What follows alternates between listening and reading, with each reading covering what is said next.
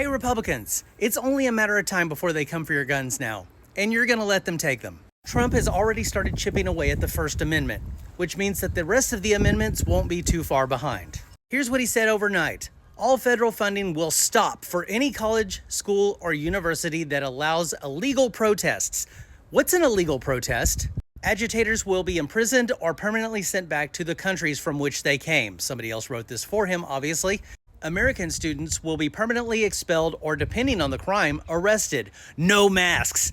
Thank you for your attention to this matter. So there's no such thing as an illegal protest. You can do illegal things while you're at a protest, but that's already illegal. So he is setting the stage to call whatever he does not like an illegal protest, which means he is trying to defy the First Amendment to the Constitution. Now, you might not think that those protests are all that important, but if he is able to ignore that part of the Constitution, he's pretty much able to ignore all of it. And there goes your right to free speech, and the Second Amendment is next on the chopping block because no authoritarian government has ever let their society keep their weapons in the way that we do. And I'm sure you are thinking, the only way they're gonna get my guns is if they pry them from my cold, dead hands. But they will excitedly take them from you that way, and they will televise it. So it will scare other people into going, here you go, take them, just get them.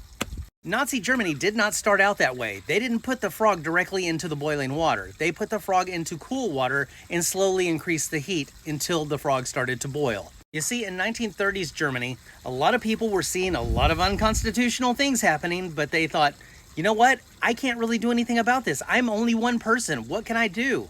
So they just rolled over and accepted it for the most part. And there were a lot of people who welcomed it. They were super excited to have a dictator because they thought that that dictator was working in their best interests. But even the most devout followers of the movement ended up suffering underneath it unless they were rich and powerful. And all you people who said, if I had a time machine, I would go back in the past and stop Hitler, are being very quiet right now.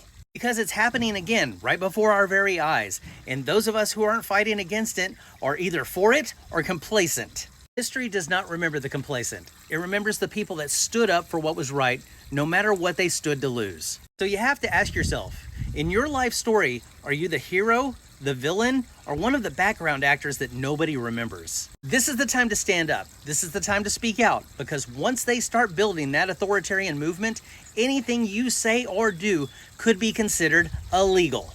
And in that society, if you do something illegal, they hang you from the wall to make an example of you. We all need to make a decision very soon. Is this their country or is it our country? And if it's our country, what are we going to do to keep it? We have two choices. We can either stand up together or we can roll over and accept the inevitable. Choice is yours.